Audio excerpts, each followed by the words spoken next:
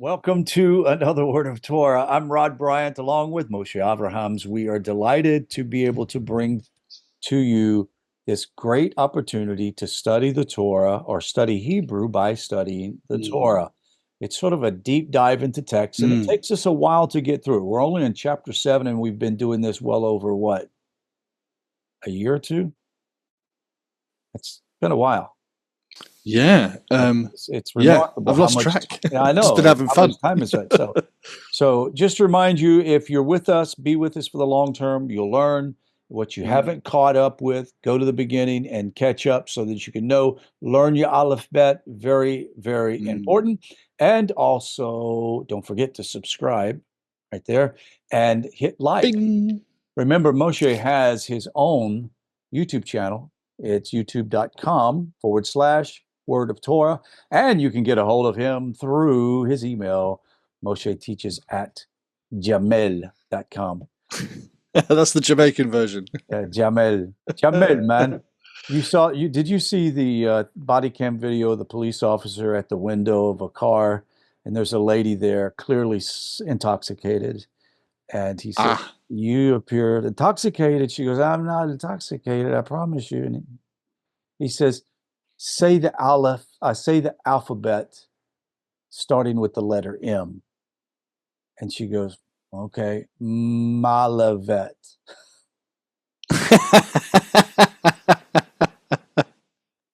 Because Excellent. I don't know, do they do that? Did they do that in the UK where they make you count backwards or count the alphabet to see if how you do or see if you're intoxicated or no?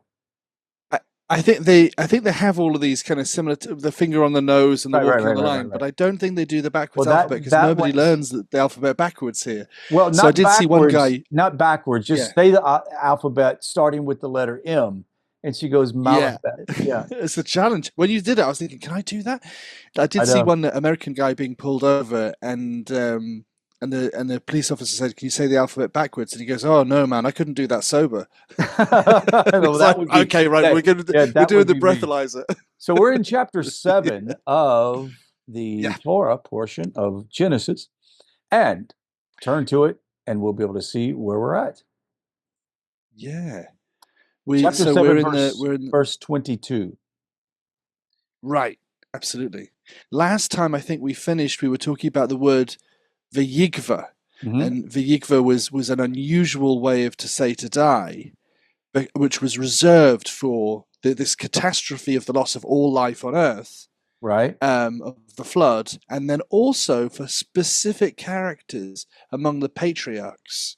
And we talked a little bit as well about how it included Ishmael. Hmm. So we should take from that if he's being put among his likes, his father and his brother and his nephew, that we should take Ishmael. We shouldn't throw him away or say anything negative about him, although we know he did stuff wrong. That's quite common to humanity, and there's always the potential that someone can redeem themselves. Hmm. Ishmael, of course, helped Isaac to bury um, Abraham. So he clearly turned his life around by the time that his father died. He was able Right. to come there with humility and peace with his brother and bury his father. But we're gonna start on kind of a little bit of a dark note here. In chapter 7, verse 22, it says, "Kol asher nishmat ruach chayim." So this is funny because when I get into obsessing over the grammar, I get excited about words which seem really boring. So this word asher means that or which, but Mhm. whenever you see it, it's a way of thinking, oh, I'm going to get more information about the thing. So Right. you could say, well, this is the pen. This is a pen. Okay, who Uh-huh. cares? But if I say this is the pen that came flying through my window yesterday and hit me in the eye, suddenly it's exciting. So Right. whatever comes after that is the detail that we want, right? So Right. this is call all All that. asher, all that nishmat neshama is like a way of saying soul, Hmm. and when we have this petach taf, so if it was nishmot, it would be the feminine plural for souls. But as it's nishmat, that means the soul of ruach chayim, of the wind of life, the soul of the wind of life, but Hmm. above. in their nostrils, in his nostrils. So all that has the wind of life in his nostrils, in his nose, in his af, mikal asher, from all that is b'charavah, which can either mean dry land or chareva, which means to waste something, right? So it's almost kind of making the joke that the word kind of means both, right? Right. But all of those characters, metu, mate is to die, and metu is they died. It pluralizes whoever's doing it. Right. So we're coming in on that moment of death because of the flood. And in Chaf Gimel 23, v'yamach, and he wiped out et kol haikum. Now this comes from, the root is kum, as in, if all the Boy Scouts were Jewish and they were singing kumbaya, it means rise with God. So kum is to rise, but kim is to established. And hayakum seems to be all that was kind of created, that was established, that was brought into existence. So all of that, asher al pnei ha'adama, on the face of the earth, me adam, from the man, ad behema, until the big beast, ad remes, to the crawly thing, asher va'ad oaf, and the flying thing, hashemayim, of the heaven, vayimchu, and they were wiped out, min haaretz, from the earth. So this is a moment of poignance after everything that's been set up. Right. V'yisha'er, this is a strange word. If it was an ayin, it would be a gate, but this is a verb. This is yisha'er, and it sounds to me like something like to be left over, or to be, everything was wiped out except for what's about to follow. But let's find it in here. F and V. Here we go. Let's find the definition. So we're in Safaria, and you could copy and paste a word and find it in there. And if you double click on it, this window opens at the side, and you can see a dictionary thing here. So sha'ar here with an aleph is to remain, or to be left over, to be left behind. So it's the remainder or the remnant. Oh, sorry, didn't mean to do that. Let's go back. So the remnant of what died. So in this case, it says v'yisha'ar, and remained ach Noach, only Noach, va'asher ito, and that was which was with him, b'teva, in the ark. So that's really the scale. Last time we talked very briefly about how, wow, he's been building this boat for 100 years. It's a huge, impressive boat. We saw pictures of that replica that they have in the Netherlands. But we said, but why didn't he manage to take anyone with him? When he started, he was 500 years old, and he had his lads, his 3 sons, building with him. And they worked for 100 years, but they didn't convince anyone to come with them. And we were saying about that's the difference between Noach and Abraham. When Abraham is faced with Sodom and Gomorrah, he immediately starts trying to haggle with God to save more people. But given 100 years to try and do something, to try and convince some people to come with him, he doesn't manage to save anybody. Now, don't get me wrong, I'm not undermining Noach. He's a tremendous guy. He's an ish ta'am b'dor shelo. He's a perfect man in his generation, an unblemished person. But you got to save life where you can. You've got to try. We also have to realize that he's building this massive ship, and it has to have some effect on people in the community, but yet they didn't really believe him, or didn't inquire, or whatever. So, maybe there's no way they're not noticing something that big. Right, right. Ask a question, like, why are you doing that? Yeah. But they were at such a low level, even an explanation wouldn't have helped. It didn't help. Yeah, absolutely. It may be that he tried and tried and tried. I mean, again, I give Abraham as the example because he tried to save people in Sodom and Gomorrah, but actually people were so corrupt in Sodom and Gomorrah that even the children of Lot ended up being corrupted. Yeah. Not only could Lot not save anybody, but also his daughters ended up having some pretty messed up ideas about what to do after they left. left. Less said about that, the better. But that's the thing: is if you go into an environment, are you going to influence, or are you going to be influenced? Right. And if you can be an influence for holiness and good and kindness and forgiveness and love, by all means, go and have your impact. Right. But after a while, if you're finding that that flow is in the wrong direction, take yourself out there and be safe. Absolutely. Always be safe and value the validity of your soul where it can be. Right. Because every now and again we do see like terrible tragic events like the flood, or like God speaking to the king of Israel and saying, look, this people over here, you've got to wipe them out. Right. And it's so terrible to see, because we want God to be just doing just kindness all the time. Right. But whenever we see that, we're always told, well, this people was particularly cruel. Right. And this people they were sacrificing their children Mm-hmm. to the cause, or they were offering it up in fire to Chemosh or Moloch or whatever it may be. Which was on an epic scale as well. Yeah. Yes, absolutely. And when you're faced with something so terrible as that, I'm sure they got warnings, but God can't allow that kind of evil to continue. There are certain things where you have to put your foot down and go no further. And look, there are plenty of examples in nature itself. You and I had mentioned this, that animals often will clear their own herd of animals that are sick that could endanger the rest of the animals.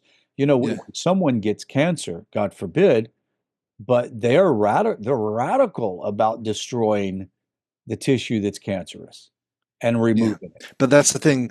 You destroy the cancer to save the person. Correct. Absolutely. Right. You don't destroy the person to save the other person. Cancer. And that's sort of the philosophy that we see a lot of people have in this modern world. Maybe it's always been that way. Yeah. There's when we talk about the kind of mindset of Amalek, sometimes people get their compasses out of whack, Mm-hmm. And people in every generation, people have the thing which they think is the most important thing, right? And sometimes it's kindness, but it has been science or wealth or industry or patriotism, right? There was a big push during the 30s where the most important thing was loyalty to your country. But what if your country is corrupt?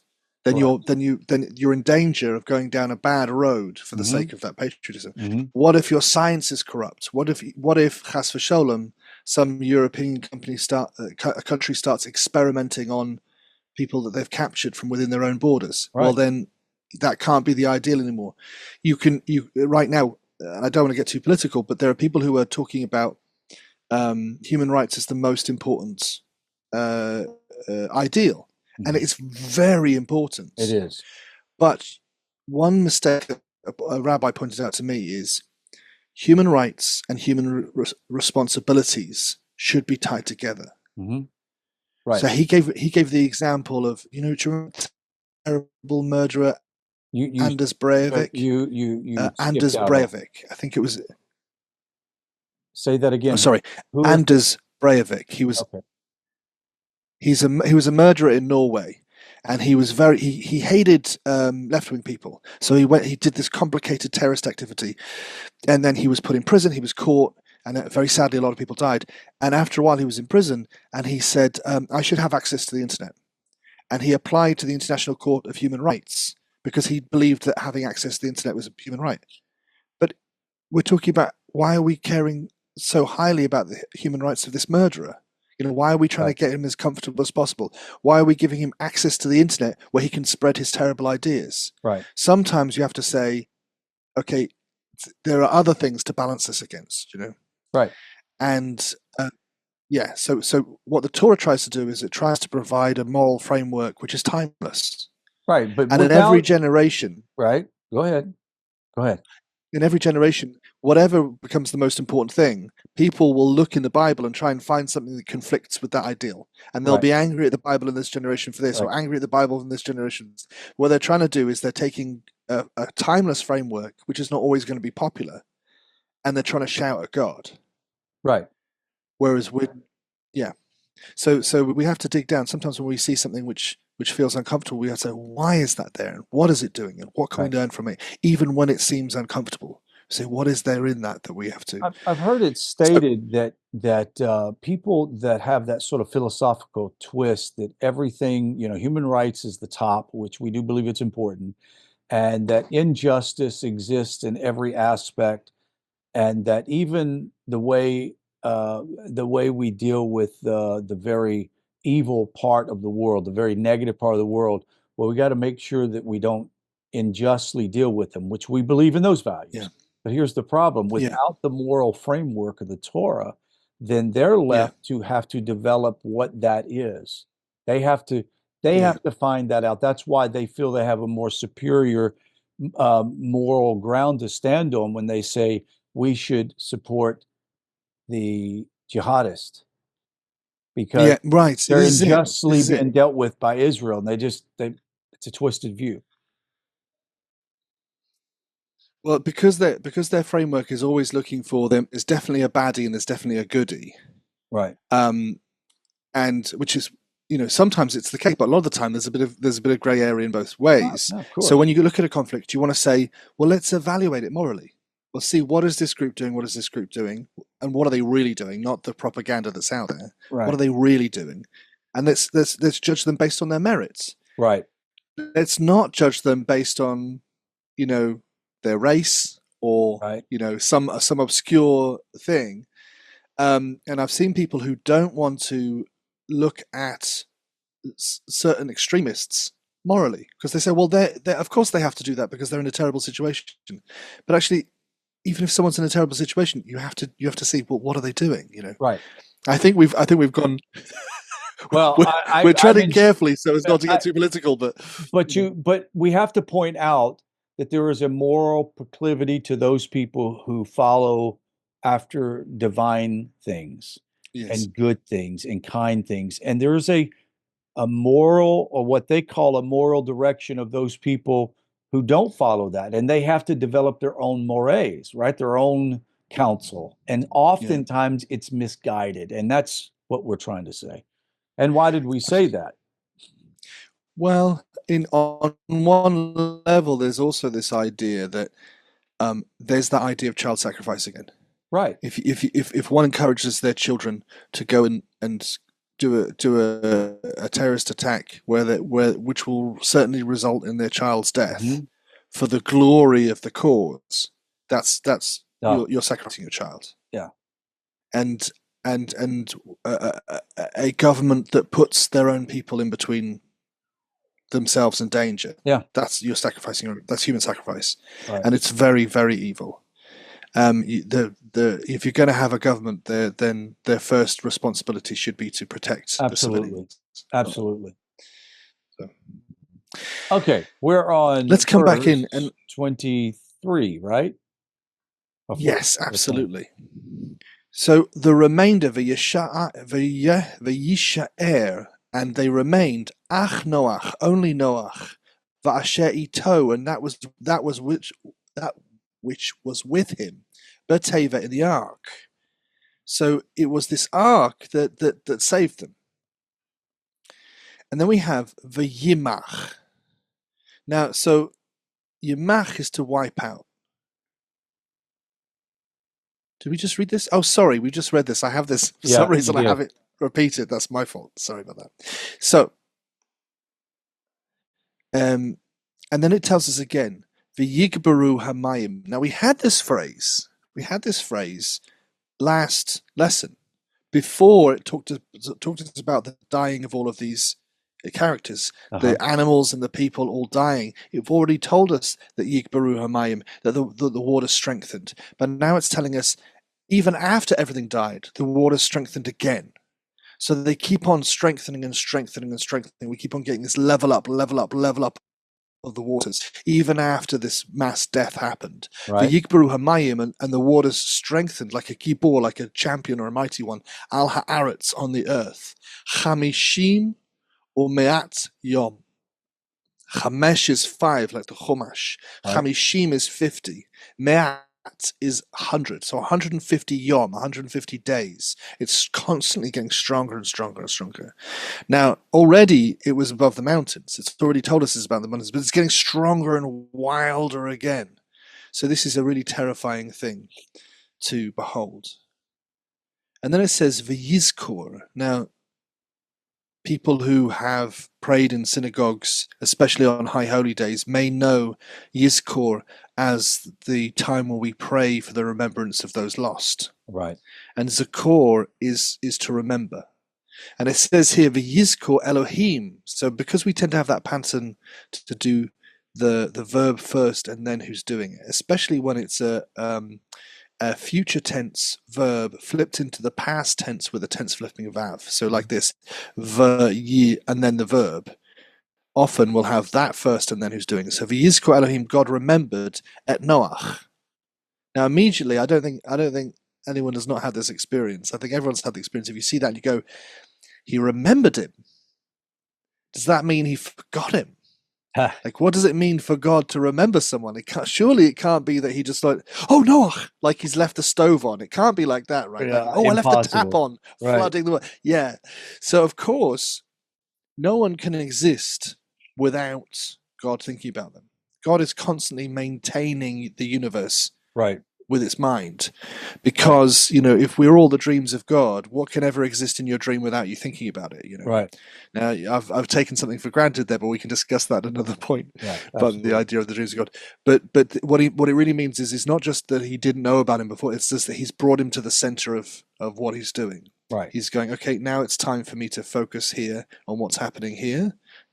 Every other, infinite mind that makes up the infinite mind is still working on all the other problems and maintaining the physics or whatever. But this is just going, okay, Noach, I'm going to deal with you. V'yizkor Elohim et Noach ve'et kol ha'chaya, all the life, ve'et kol ha'bahema, and all of the big animals, the big mammals and things, asher ito, that were with him, b'teva, in the ark. V'ya'aver, and this is a really interesting word. The word for Hebrew in Hebrew is ivrit, and it's spelt ayin vet resh yod taf, and it comes from aver. But this isn't aver the person or ivrit the language. This is the verb that underpins both the name of ever the person and the name of the ivrit the language. So this is to cross over. So Hebrew, of course, means to cross over. Someone who, and particularly it's often associated with crossing over water, or crossing over deserts, or crossing over challenges, but often in the case of water, and this is what happens. So V'ya'aver Elohim. What? God crossed over. Ruach al haaretz.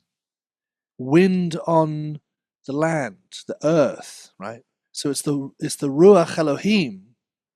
Did we ever have that phrase before, that the Ruach Elohim merachefet al hamayim, that the wind of God hovered over the waters? It was right back in the beginning of Genesis, isn't it?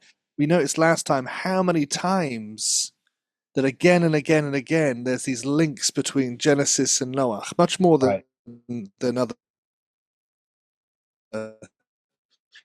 other things. So the wind of God is passing over the waters, and it says Vayashkoru hamayim. What does that mean? This is definitely, we seem to have a yod to say he or it will do, and then we seem to have a vav to flip it into the past tense, and then we also seem to have an uvav at the end to make it plural. So they did this sock thing, whatever this shock thing is. But we've also got a missing letter because there's only 2 root letters. So let's go and find this and find out. Whatever it is that this is doing, it's the waters that are doing it. The wind of God is passing over the waters and having this effect. So let's go and find it. And it's here. So let's get a definition. Subsiding. Shakach. Shakach. To subside, abate, decrease, abate, and allay. Okay, so let's go back. Here we go. So in here, Oh, hang on. Lost it. There you go. We're just going to the first verse of chapter 8. Right. God remembered Noah and all the beasts and all the cattle that were with him in the ark, and God caused a wind to blow across the earth, and the water subsided. V'yavo Elohim ruach al haaretz. So before, when we had it, it was ruach Elohim, and now it's God is passing a ruach al haaretz v'yiskor hamayim, and they subsided. Now I often fight with Safaria because I think Safaria is absolutely brilliant. But I think if you want to understand the depth of what's happening in the translation, you don't want to just take it all for granted, because you may as well just read the English. Well, of course, yeah. The advantage in challenging their particular choices when they talk about which word in English is this the equivalent of, is that you get to kind of dig a little deeper and say, why that word and why that function, you know? Right. In this time, I'm pretty happy with that. I think it still links back to the same place to say, have the word Elohim and the word Ruach, crossing over the waters in the same way. Although it's not the same thing, it just catches your mind. This is odd. You can look up Ya'aver, which was the word to cross over here, in Pe'elim, which is a really useful dictionary online, pealim.com. And you can get that Ya'aver means to impregnate. And this is something you've got to watch out for. What's happening here is that in the original Hebrew, we used to have two ayins. We had an ayin and a ghayin. This still exists in Arabic, by the way. They still use that, which is why Europeans and English speakers call this particular region that we were talking about earlier Gaza. But actually, when you hear it said in Arabic, it's Gaza. Yeah, and it almost sounds like it's a R at the front, but it's Gaza. And when you hear an Israeli say it, it's Azza. Slightly, so they pronounce it slightly different. So it used to be that we had two ayins. So any word with an ayin in its root, you might get two lists. So half the words in this root are to do with crossing over, and half of them are to do with it impregnating. That's because there's two almost identical words. So obviously it's not to impregnate in this case. This is the list where you have, it seems like the same route going all the way down, but the list is to ferry. That's obviously about crossing over, to transfer, crossing over, to become pregnancy. Criminal is a bit of a, did they pass over?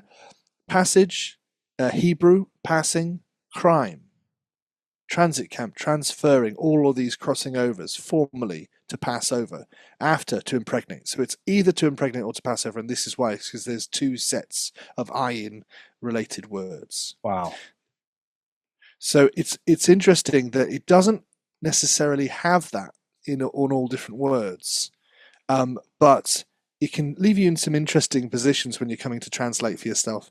This is why, come and ask if you see something which doesn't make sense, or if you need us to go and do a deep dive, or if you find something, just contact us, because we are crazy obsessed with Torah, anything biblical, anything God related, and anything Hebrew related. And look, so it's very easy for an individual, though, to read definitions of words and come up with their own summation of what they think that verse is saying. Now, there are other levels of meaning or metaphorical meaning or whatever because of the association to all the other things that word would be associated with, but it doesn't necessarily mean impregnate.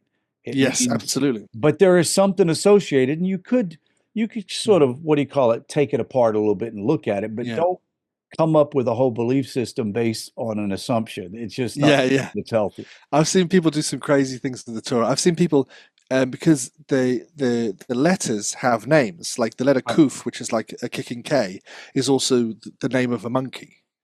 And the word Yad is also the word for a hand, because that was the original picture. And because that word for hand had a Y sound, they went, well, we'll use that for the letter that's Y, right? Right. But then people are going, they're translating each individual letter as if that's a word and that it's making sentences. These aren't pictograms. No, that's It exactly it. doesn't These make are not, sense to do yeah, that. No one ever does yes. that. And look, we're the place that I came from, in particular, religious ideals, was did that a lot. They would take these Right. and say, "Oh, look at this sentence. It's made up. It's telling us something different." And like, Yeah, yeah. you But know, only when it serves the right, narrative one's right, trying to put forward, right? exactly. Well, it's been fantastic. Thank you guys for joining us. Don't forget to subscribe to our YouTube channel, MosheTeaches@gmail.com, MosheTeaches@gmail.com. And if you want more information, go to netivonline.org. We'd love to hear Mm. from you. And thank you, Moshe, for another class. Appreciate it. Thank you very much, We'll Rod. see all of you Always a guys next pleasure. week. God bless.